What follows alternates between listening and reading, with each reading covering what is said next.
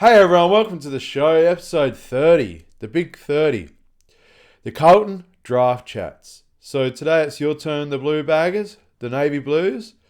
We're going to talk about your football club today and who they got in the draft and the sort of roles that they cover and also the roles that the club didn't cover.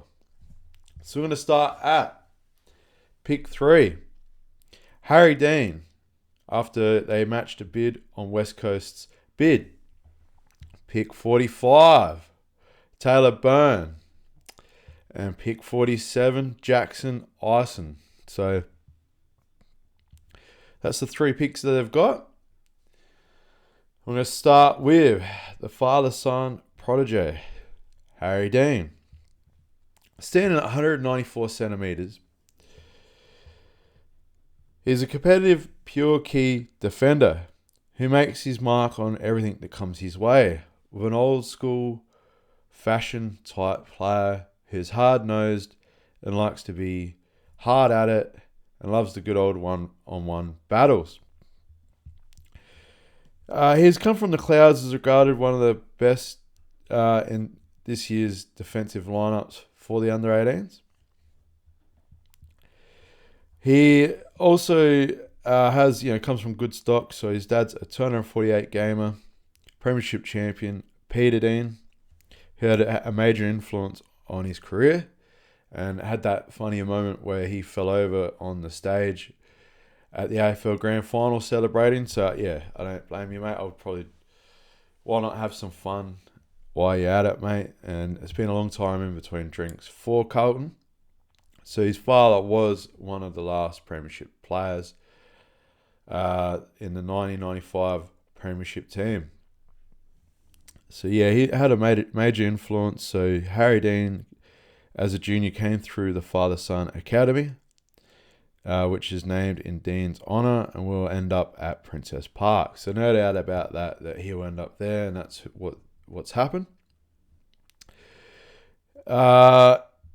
He's climbed into the top 10 calculations. It wasn't all smooth sailing at one point. He's the only Coates Talent League appearance last year was cut short after severely breaking his arm upon landing. So yeah, a bit of a bad injury. But you can recover from broken arms more than, say, a broken leg. So yeah, he was attempting to take a specky. So we like that. I like that. Bit of oomph about him. Get up there and take a hanger. So yeah, it presented opportunity for him to add some size on, and also improve his running and iron off a full preseason into 2025. Hit the ground running as a top ager, catching the eye of the best on ground in a practice match for the Murray.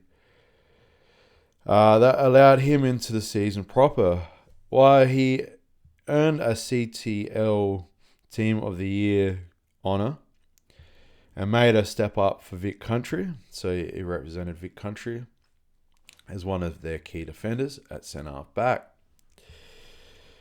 He was duly named All-Australian and was arguably unlucky not to take out his side's Most Valuable Player award. So yeah, he obviously has a bit of talent. He likes to intercept the ball, but also is not afraid of one-on-one contact. He doesn't like to lose a contest, which is an important trait for a defender. Yeah, his development was accelerated by hands-on work with Carlton's likes of Mitch McGovern and Nick Hayes, who recently joined Carlton from GWS, and in the same sort of mould and height and type of player those two are. Probably a hybrid between the two. Mitch obviously has battled his own injuries and stuff like that, so to help mentor the younger players is a testament to him, alongside Nick Hayes, at a reasonably new club after leaving GWS. So yeah, he's during the preseason stint at the Blues. Also, Nick Newman has given pointers throughout his development with the analysis and vision of his game. Yeah, so we'll just quickly talk about his strengths and, if there's weaknesses about his game. So he's got athleticism, Doesn't like to lose. Just the way he distributes the ball is quite clean for a reasonably tall player at 194.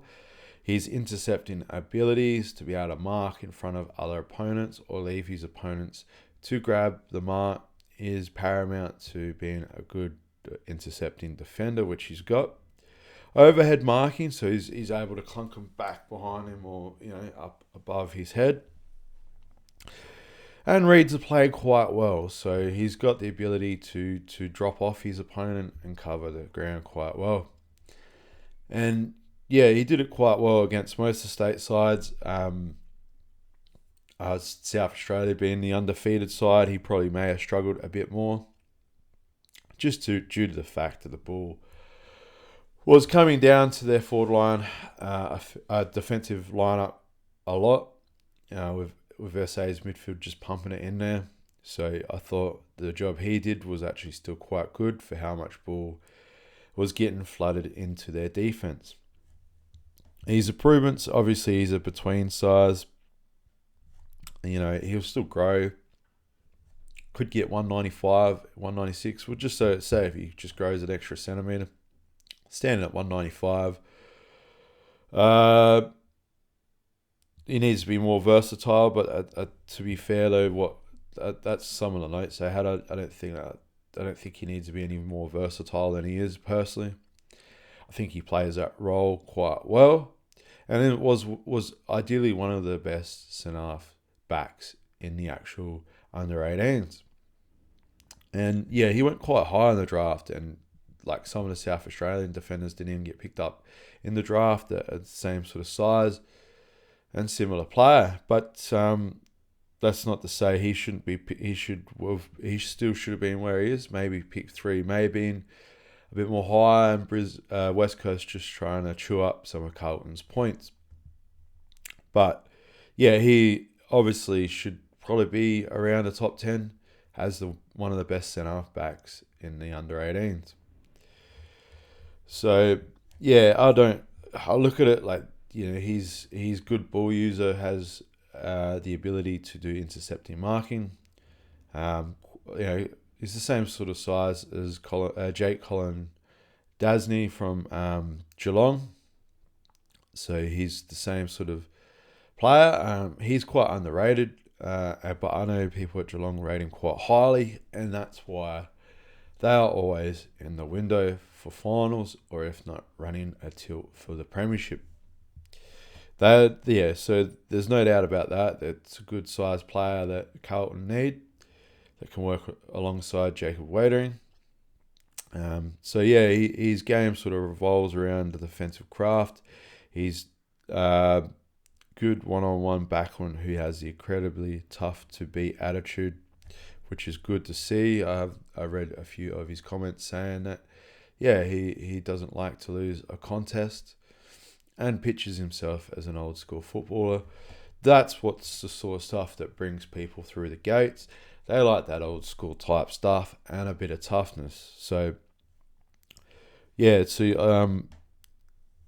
tough to beat. Has put on several marking masterclass this season with early reads of the play and ability to utilise his marking skills as an interceptor. He also has athleticism and can arrive in the ideal area for the ball when it's in the drop zone.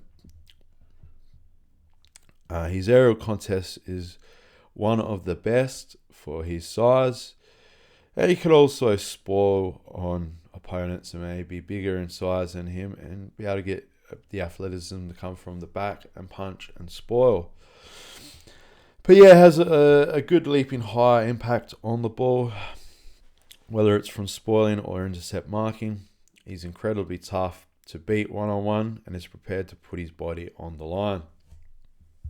So, quite a determined player from his traits and his attitude. And you need to have good, strong determination to play this sport at a high level. And I like the way he goes about it. And he has really good attitude with that. So, I quite like that. So, that there's quite exciting for the Blues fans. Yeah, so he makes up to be a great competitor. He played in just 4 wins between the Murray Bush Rangers and Vic Country last year. So his state league team has not performed that well. But yeah, it didn't perform quite well. But obviously he played for Vic Country that won a few games and finished second in the under-18 state championships. So that's quite, that is quite good to have. He may not have won a lot of games in his state league and they struggled, but at the high under-18s level with good talent around him, he did perform on a high level. Unfortunately losing to South Australia, but still showed great promise. He's also a reliable figure behind the ball, which is important to have. You need to be a reliable type player. I think he's got a bit of Ben Hart about him to me. Ben Hart's a former Crows player, one of 300 gamer at the Crows.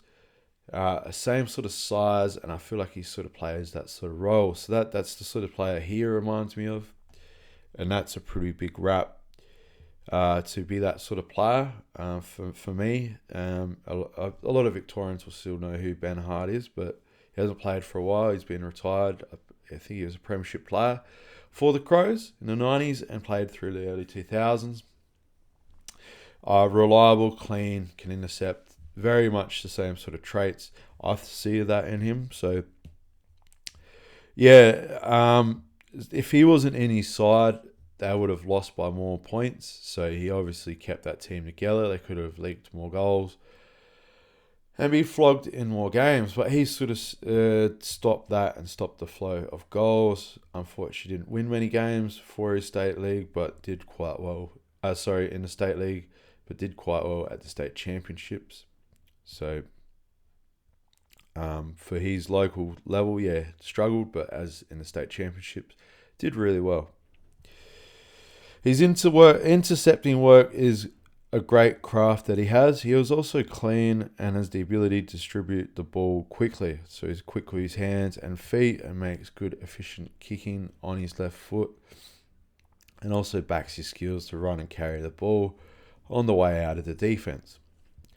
For all his aerial work, he's also quite competent roaming across the ground. He runs a sub-3 20-second sprint, so that's reasonably good for a guy of his size, and seems comfortable in possession and using the ball well by hand or foot. He loves to tackle. He's got a bit of size about him. 194 is not a little player.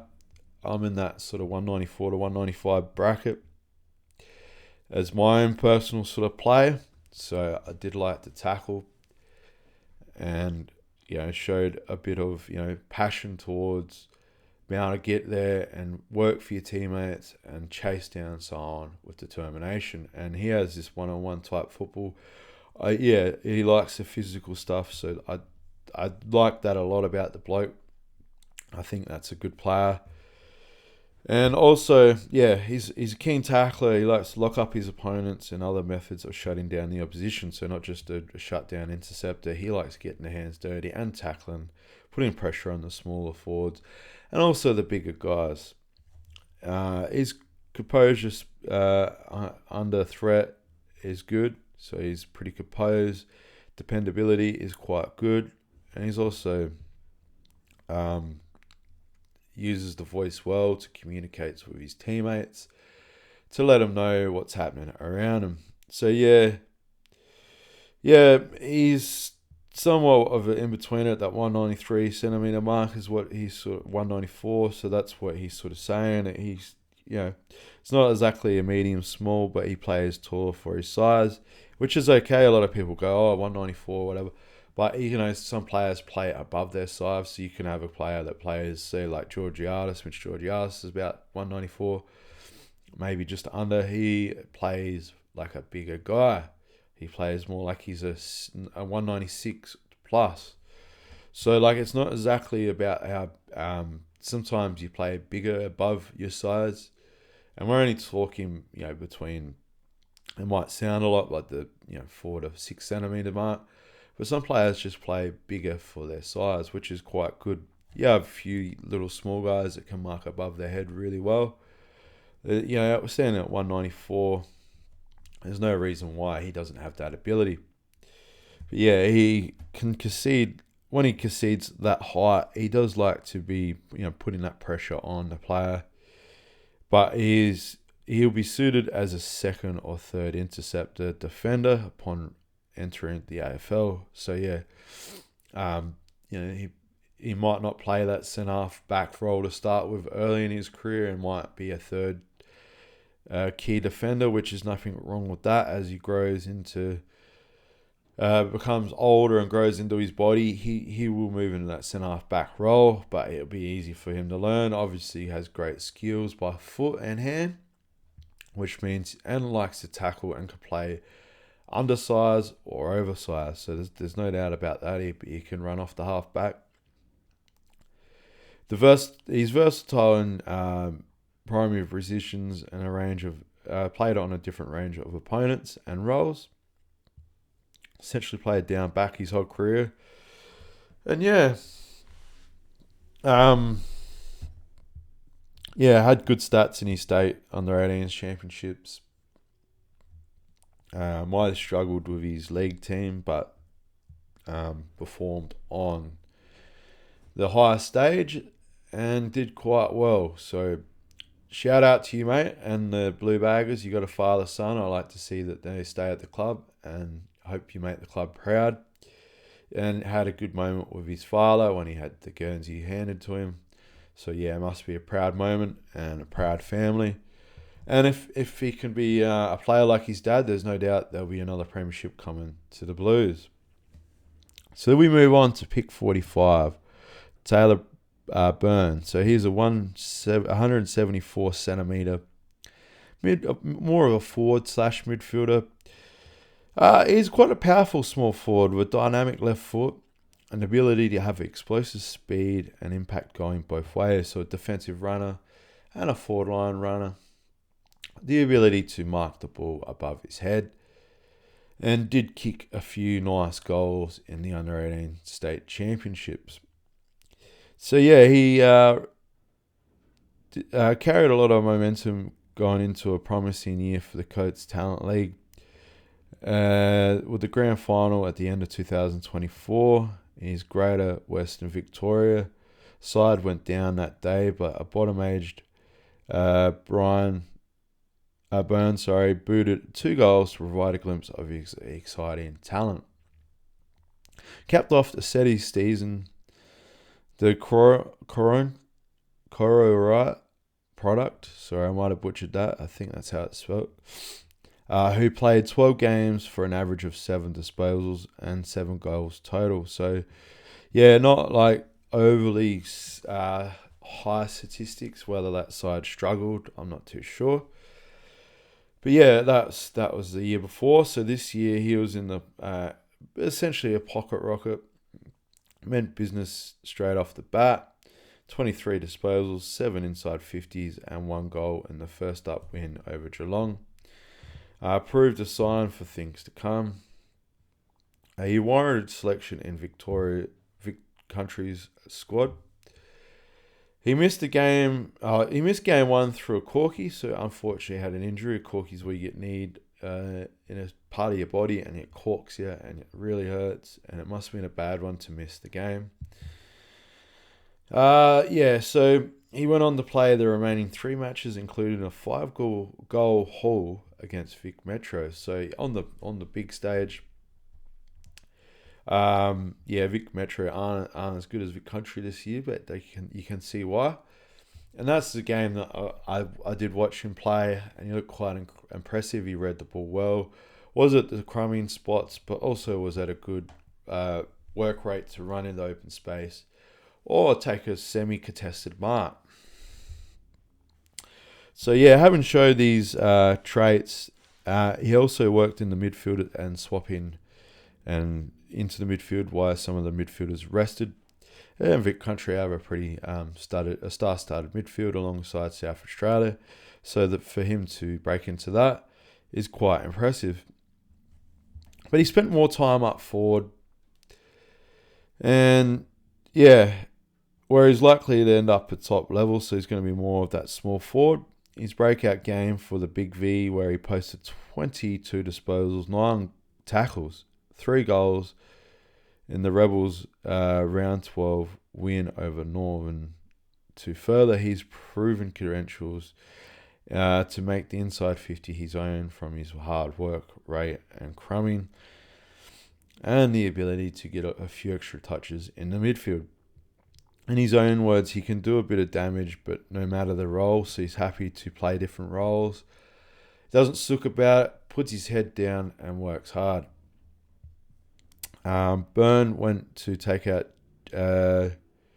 GWV's Best and Fairest Award and was named in the Coates Talent League Team of the Year. So yeah, essentially like the SANFL Under-18s Team of the Year. It's the same program but in Victoria. He was the region's sole National Draft Combine invitee, so he represented his region as the only invitee, and he's made it onto an AFL list. Well done, mate. But yeah, as a deep postseason run, bowing out of eventual Premier Eastern in the preliminary final stage, his power was evident in the strong results at the Combine. So tested quite well, which is a compliment to his on-field statistics. So we'll just bring up his strengths. Clean hands. Loves to evade players and clean, and likes to break into open space.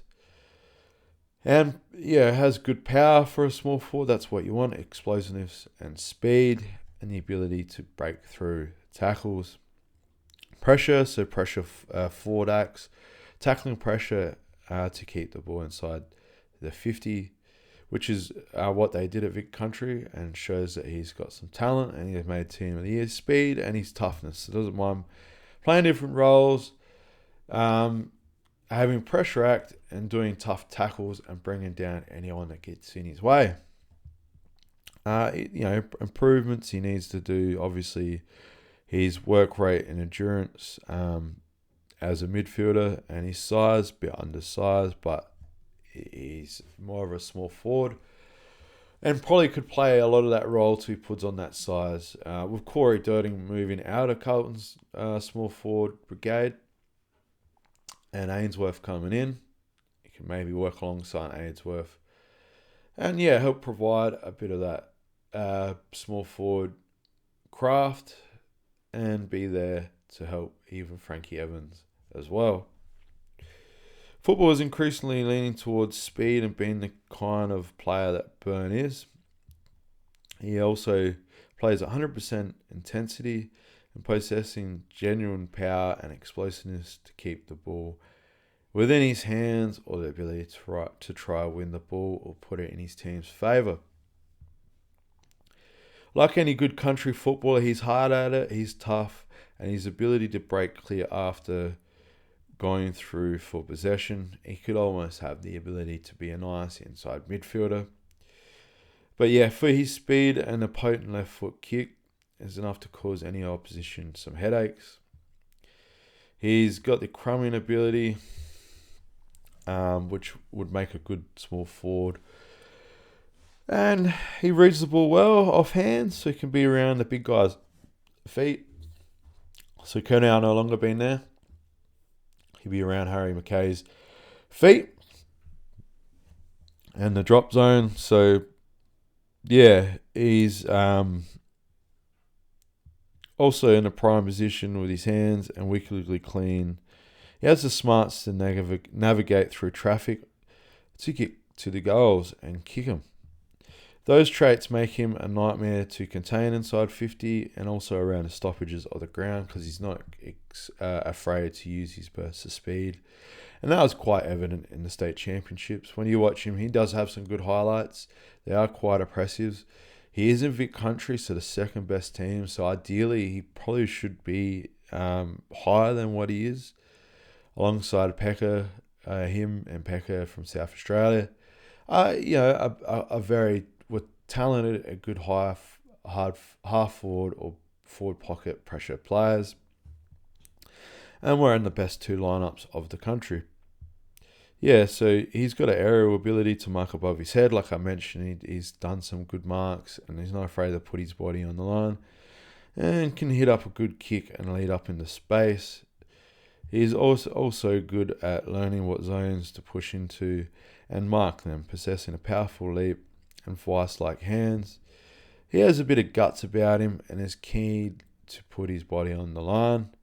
And, sort of punching above his weight, often particularly as an aerial contest, and a sense that he can actually mark the ball at speed or can put himself in the drop zone and take a mark in front of other players and reads the ball quite well. He has quite a good highlight reel, and he has taken a specky against Metro in the national championship. So yeah, little fella can take a specky. So shout out to you. Everyone likes to see a specky, and he must read the ball well and times his leap great. So he's only 174 centimeters, and I like that he does that. He's a tough one-on-one matchup. His core strengths are to make him difficult to move off the line, because he's a bit of a nugget where he's going to be hard to move off the line and has the body to do that, but might struggle a bit more at AFL level to start with, or you might walk straight into the lineup. We'll be seen to see how he goes. Obviously, being full-time at the football club now, he will beef up more as each year goes by. So we'll see how he starts off in after the pre-season's finished. Yeah, he works hard. He chases after the ball quite well, even when not in possession, and he likes to chase opponents. So it makes him a hard player to play on, even on the defense. He applies desperate and he has great second efforts, which is great for a little fella. If he doesn't get the first ball from crumbing or marking, or it brings it to ground, the ability to move on and win second efforts is almost paramount to any footballer in any positions. You're judged hard on your second efforts. It doesn't matter if you make a mistake or you knock the ball on, or you have the ability to chase after the ball again. Repeat and second efforts are what makes teams great, and it's one of the best traits you can have. If you're a footballer watching this and you want to break into the next league, or you just want to improve your game, the most easiest thing is to have a good attitude and also step up for your second efforts and be proud that you're a good second effort player. Not only will the coach love you, your players will stand behind you, and it'll make them do better if they make mistakes. It's always about encouraging and being positive. You can always make a great second effort and improve your game by that way. So he's often seen diving for the ball.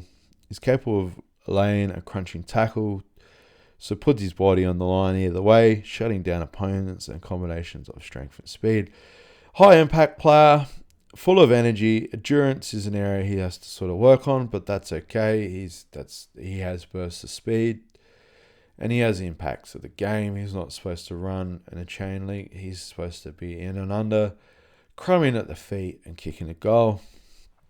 So he also have question marks raised over his size, although he looks to hold his own against bigger bodies, which is good. He's not afraid to put his body on the line. He's a goer. He's a small forward. And also, he finished off kicking 9 goals, 11 as a productive Coates Talent League campaign. I'd like to see him be a bit more accurate in front of goal. Probably taking pressure kicks under pressure. So it's not going to be any more easy at AFL level. You're going to face it pretty hard. So those are little things that you can work on. But overall, I was pretty impressed by him. And I think Carlton got a pretty good player for that pick. So, pick 45, slip straight through to the 40s.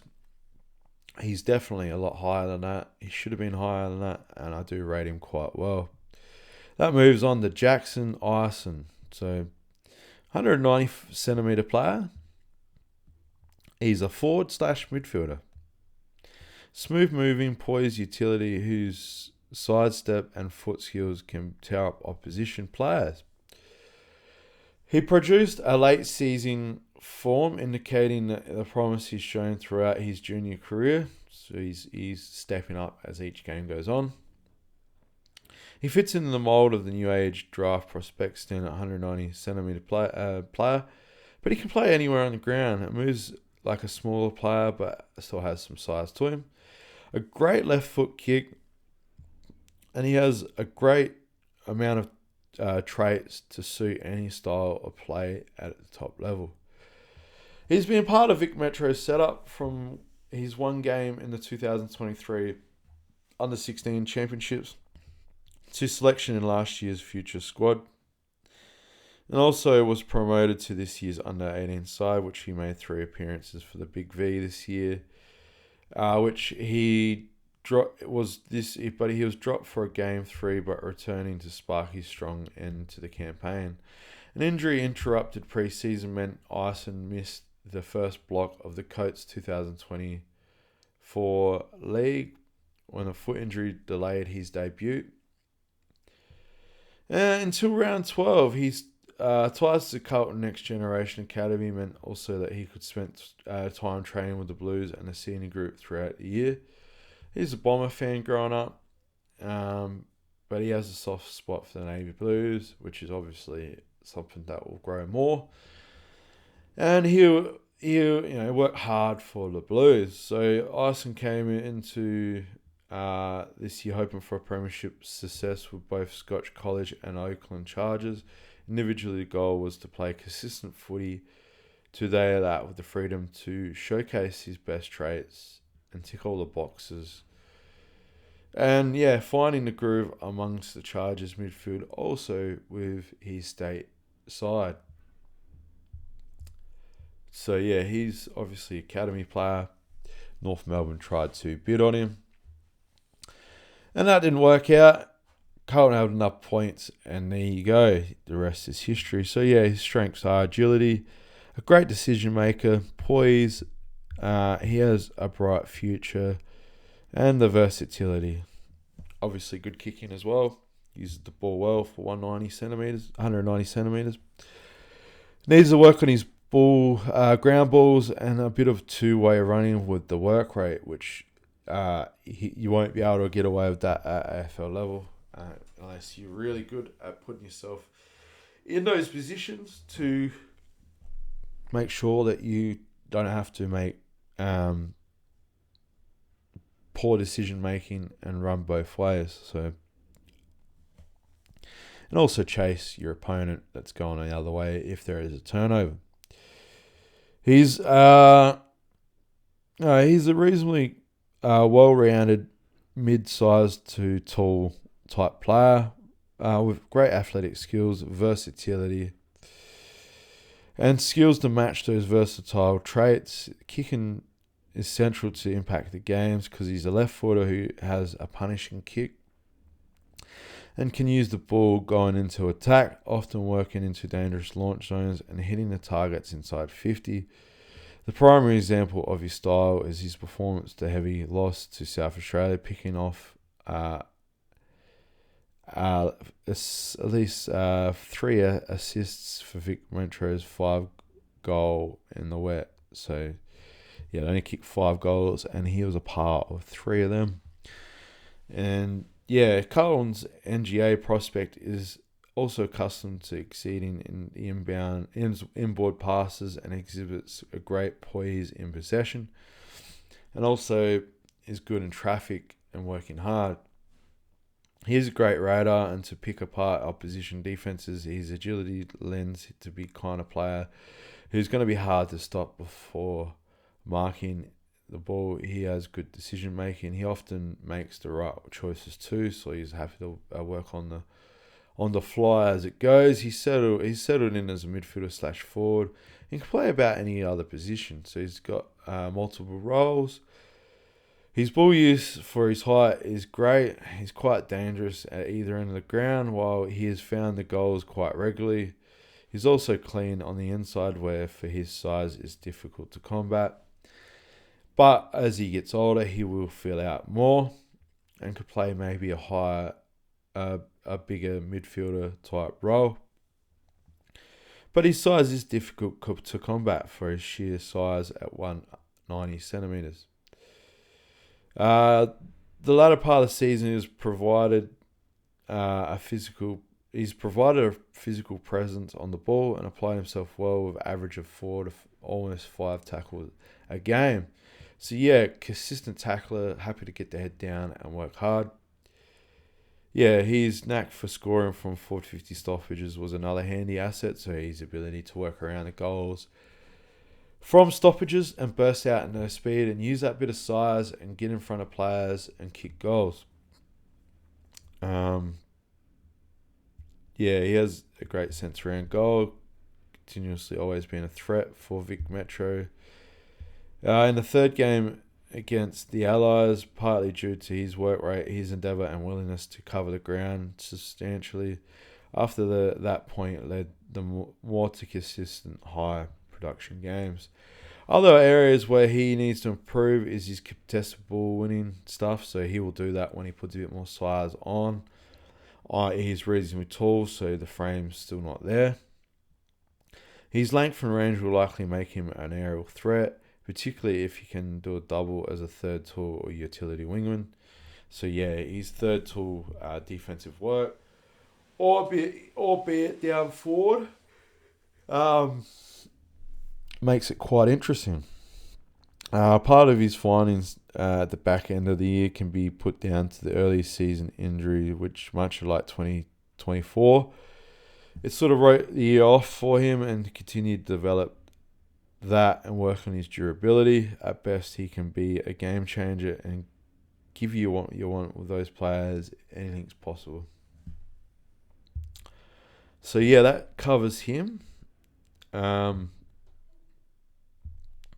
I believe he was the first player picked from his club, his local club. So shout out to you, mate. You make a lot of people proud around that football club. And now your photo is going to be there for life. And well done, mate. You must be proud. And yeah, just talking. There's obviously next year Carlton's draft. They're going to have Cody Walker, another father-son nominee. Midfielder moved the ball quite well and was arguably one of the best state players for an underages. So he is going to absolutely dominate this year. So he is 184 centimetres. I'll just quickly talk about him briefly, and was in Vic Country's lineup. Dad could take a hanger. Just look at his highlights. Different type of player to his dad. His dad was more of a hybrid, not a tall, but he was above that mid-size and could take a really good hanger. So yeah, check out his highlights. He has got great highlight packages if you want to see someone taking a hanger.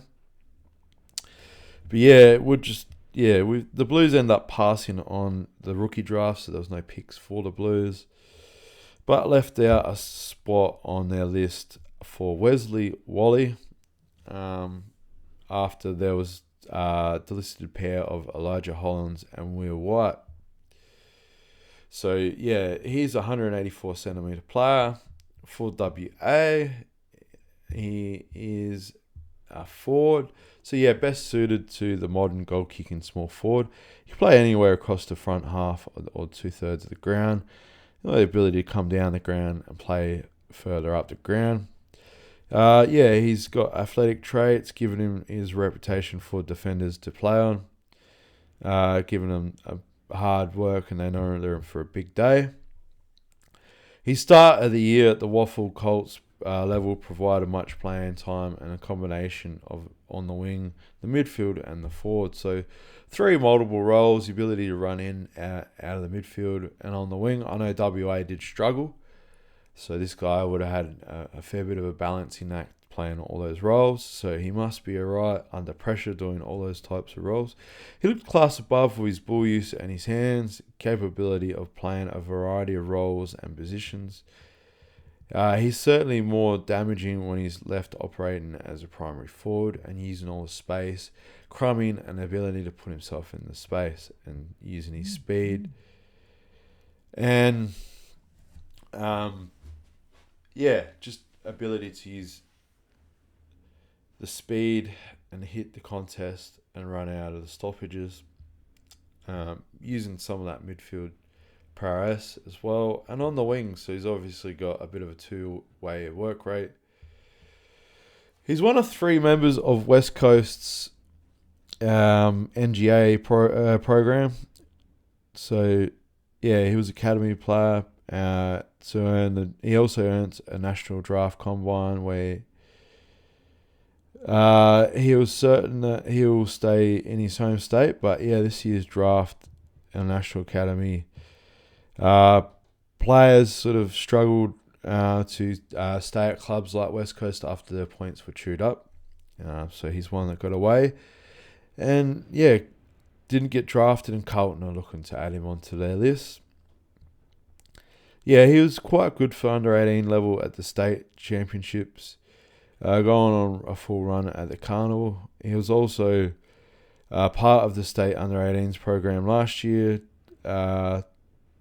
turning out for just once for a 2-goal haul, so kicked a couple of goals. He burst on the scene with a scintillating 4-goal performance for Subiaco's Colts in one of his 14 appearances as a bottom age. So yeah, he's played quite well. He's played underage.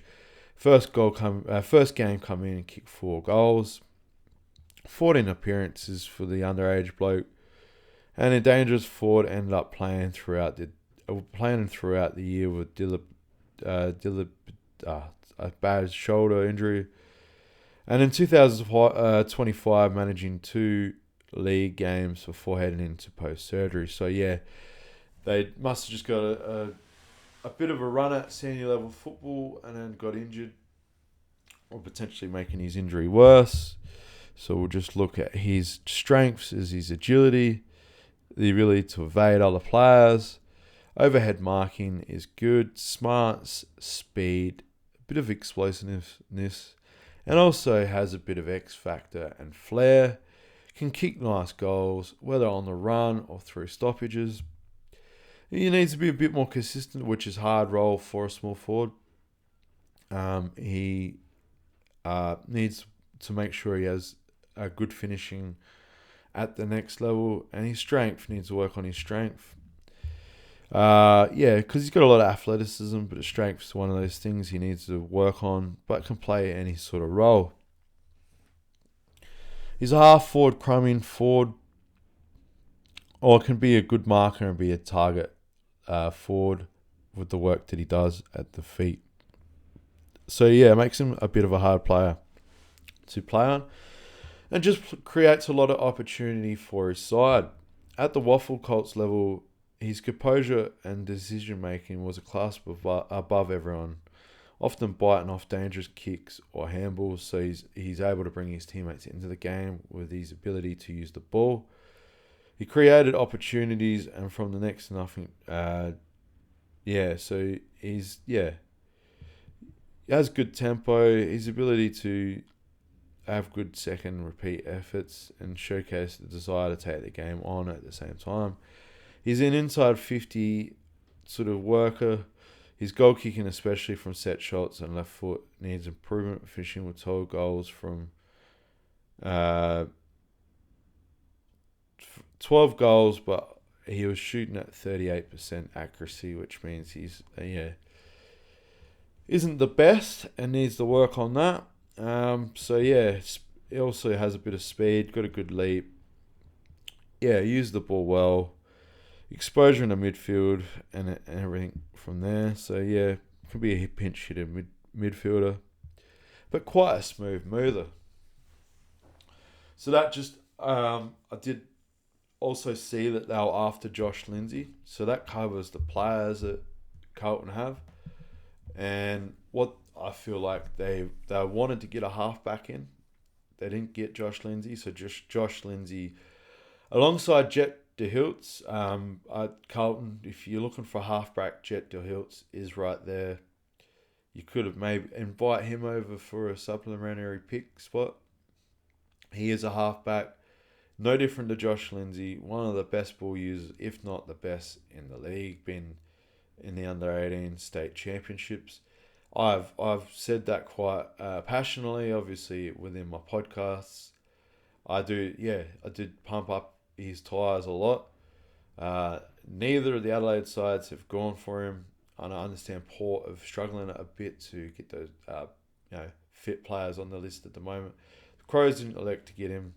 No one else in the AFL did. If you're looking for a halfback, please just look at that man.